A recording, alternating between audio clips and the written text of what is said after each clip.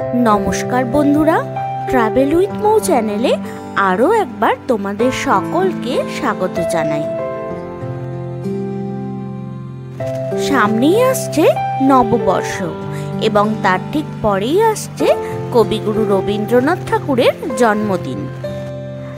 তাকে সশ্রদ্ধ সম্মান জানাতে তার জন্মভিটা জোড়াসাঁকো ঠাকুর বাড়ি বা শান্তিনিকেতনে যাওয়ার ইচ্ছা হয়তো অনেকেরই আছে, কিন্তু সমস্যা হচ্ছে ঠিক কিভাবে যাবে বুঝতে পারছো না, আর ভাবছো এই ঠাকুর বাড়ি কবে কবে খোলা থাকে বা কবে বন্ধ থাকে, আর এখানে টিকিট মূল্যই বা কত এবং কি কি জিনিস করা এখানে একেবারে নিষিদ্ধ। চিন্তার কোনো কারণ নেই, সেই সব তথ্যই তোমাদের সামনে তুলে ধরার জন্যই আজকের এই ভিডিওটা আমি তৈরি করেছি। হাওড়া বা শিয়ালদা থেকে বাসে করে যেমন এখানে আসা যায়, তেমনি মেট্রো করেও এখানে তোমরা খুব সহজেই পৌঁছে যেতে পারো। গিরিশ পার্ক বা এমজি রোড দুটো মেট্রো স্টেশনে নেমেই এই ঠাকুরবাড়ি যাওয়া যায়। তবে গিরিশ পার্ক মেট্রো স্টেশনটাই হলো জোড়াসাঁকো ঠাকুরবাড়ির নিকটবর্তী মেট্রো স্টেশন। এই গিরিশ পার্ক মেট্রো স্টেশনের 1 নম্বর গেট থেকে বেরিয়ে 4 থেকে 5 মিনিট হাঁটা পথই পড়বে জোড়াসাঁকো ঠাকুরবাড়ি।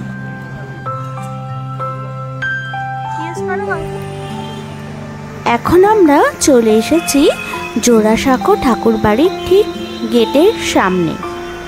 এটাই হচ্ছে মূল গেট। এই গেট থেকে খানিকটা এলে আরও একটি গেট পড়ে, যেখানে রবীন্দ্রভারতী বিশ্ববিদ্যালয় লেখা রয়েছে। ডান দিকে রয়েছে টিকিট কাউন্টার। এখানে যাওয়ার জন্য প্রবেশ মূল্য লাগে জনপ্রতি 20 টাকা করে। কিন্তু যদি তোমরা 22শে শ্রাবণ বা 25শে বৈশাখ আসো, তাহলে তোমাদের এইখানে প্রবেশ করতে কোনো রকম টিকিট মূল্য লাগবে না।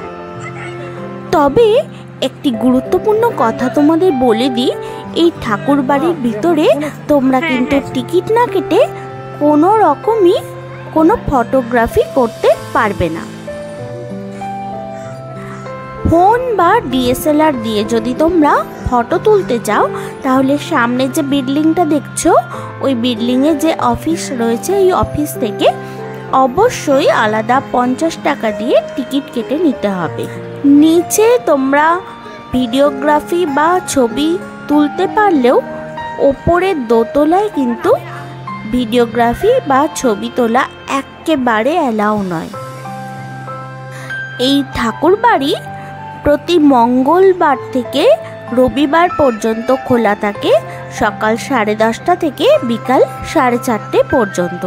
শুধুমাত্র সপ্তাহে সোমবার দিন বন্ধ থাকে। মহর্ষি ভবনের সামনে রয়েছে স্বয়ং রবীন্দ্রনাথ ঠাকুরের একটি সুন্দর মূর্তি। এবারে যাওয়া যাক জোড়াসাঁকো ঠাকুর বাড়ির অন্দরমহলে। অন্দরমহলে যাওয়ার রাস্তাতেই প্রথমেই পড়বে এরকম একটা সুন্দর ঝাড়বাতি। জমিদার বাড়ি বলে কথা, ঝাড়বাতি তো থাকবেই।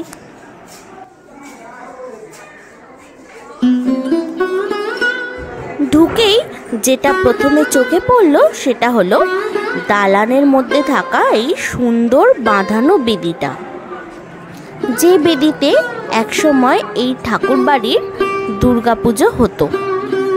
এছাড়াও এই দালানে বসতো নাচ গানের অনুষ্ঠান। ভাবা যায় এই বাড়িতেই রবীন্দ্রনাথ ঠাকুর বসে বসে কত কবিতা লিখেছেন, কত গান লিখেছেন।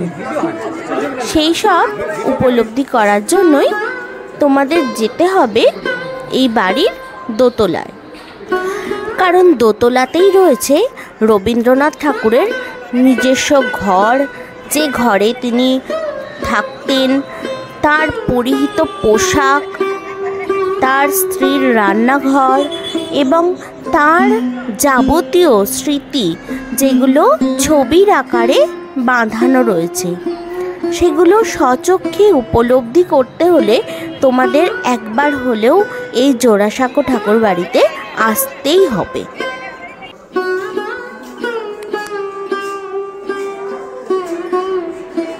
এতক্ষণ আমরা ঠাকুর বাড়ির কখন খোলা থাকে কখন বন্ধ থাকে এই সমস্ত তথ্য জানছিলাম।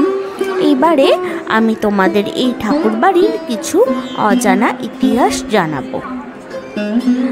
নীলমণি ঠাকুর 18 শতকে উত্তর কলকাতার জোড়াসাঁকোতে এই বাড়িটি নির্মাণ করেছিলেন বাংলাদেশ থেকে ভারতে এসে।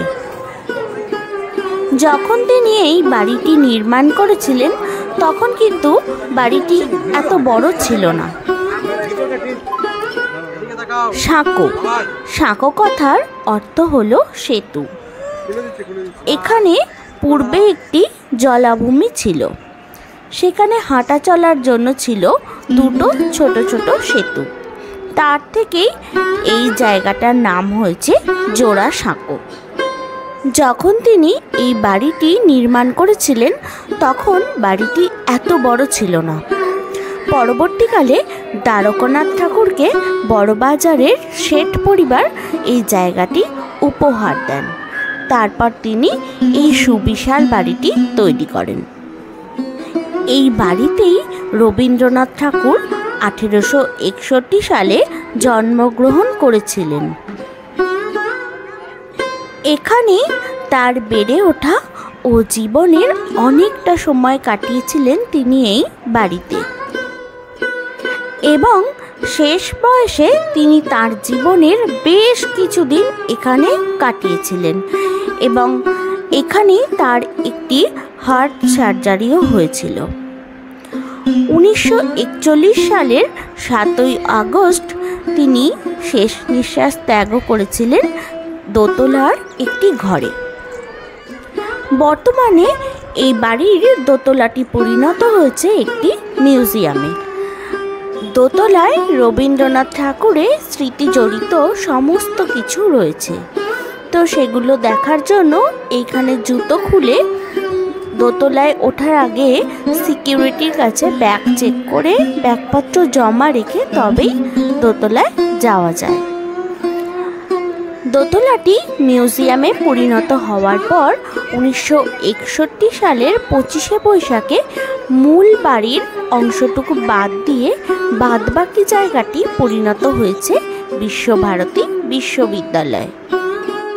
সন্ধ্যে 6:30 থেকে 7টা পর্যন্ত একটি লাইট অ্যান্ড সাউন্ড শো হয়, যার মাধ্যমে তোমরা ঠাকুরবাড়ির ইতিহাস সম্পর্কে জানতে পারবে। এই লাইট অ্যান্ড সাউন্ড শোটি দেখার জন্য জনপ্রতি টিকিট মূল্য লাগবে 50 টাকা করে। তো কি ভাবছো, সামনের 1 বৈশাখে বা কবিগুরুর জন্মদিন 25শে বৈশাখে চলে এসো এই জোড়াসাঁকো ঠাকুরবাড়িতে। রবীন্দ্রনাথ ঠাকুরের জীবনী বা ঠাকুরবাড়ির ইতিহাস সম্পর্কে প্রচুর তথ্য তোমরা জানতে পারবে।